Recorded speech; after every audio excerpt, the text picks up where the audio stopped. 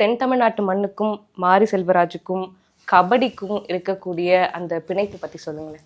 நான் வீட்டில் இருந்து தனியாக என்னைக்கு நடந்து தெருவுக்கு வர ஆரம்பிச்சோனோ அன்னைக்கு கபடி விளாட ஆரம்பிச்சிட்டேன். அன்னையிலேருந்து கபடிங்கிறது என்னோடய ரத்தத்தில் ஓய்வு போன ஒன்று. அதான் அந்த பிளாட்டில் ஒரு படம் பண்ணணும், ஆனால் அது முக்கியமான ஒரு கதையாக இருக்கணும் அப்படின்னு ரொம்ப நாள் வெயிட் பண்ணிகிட்டு இருந்தேன்.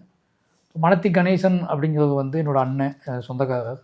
அவர் ஒரு பெரிய ஹீரோ, 90s ஒரு பெரிய டாப் ஹீரோ ஸ்போர்ட்ஸில், கபடியில். அப்போ நான் என்கிட்ட ஒரு என்ன சொல்கிறது, என்னோடய அரசியல் புரிதலில் ஒரு படம் பண்ணணும்.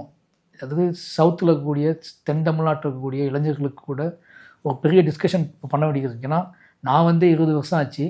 ஆனால் இப்போ நான் ஊருக்கு போனாலும் அந்த பயம் எனக்கு இருக்குது, அந்த பதட்டம் இன்னும் இருக்குது, இன்னும் ஊர் மாறாமல் இருக்குது அப்படிங்கிற வலி வேதனைலாம் இருக்குது.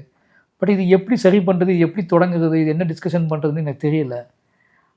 அதுக்கு ஒரு படம் பண்ணணும்னு ரொம்ப நாளாக ஆசைப்பட்டுட்டே இருந்தேன். எல்லா இளைஞர்களோடையும் பேசக்கூடிய மாதிரி ஒரு படம் பண்ணணும். வெறுமனை அங்கே இருக்கிற எல்லா இளைஞர்களோடையும் உரையாடலை நிகழ்த்தக்கூடிய ஒரு படம் பண்ணணும்னு ஆசைப்பட்டுகிட்டே இருந்தேன். அப்போ என்ன பிளாட்டில் அந்த படத்தை பண்ணலான்னு பிளான் பண்ணும்போது தான் எனக்கு மனத்தி கணேசன் அவரோட ஞாபகத்துக்கு வந்துச்சு. அந்த விஷயம் ஒன்று, அவர்கிட்ட இருந்து அவரோட வெற்றி, அவரோட கபடி, அவரோட உழைப்பு, அதை மட்டும் எடுத்துக்கிட்டு இன்ஸ்பயர் ஆகி நான் ஒரு புனைவாக நான் வச்சுருந்தேன்ல ஒரு நோக்கம், அந்த நோக்கத்துக்கு ஒரு திரைக்கதை அமைச்சு புனைவாக அமைச்சு படம் முழுசாக ஒரு படமாக ஒரு ஸ்போர்ட்ஸ் அண்ட் லைஃப் ஸ்டைல் ட்ராமாவாக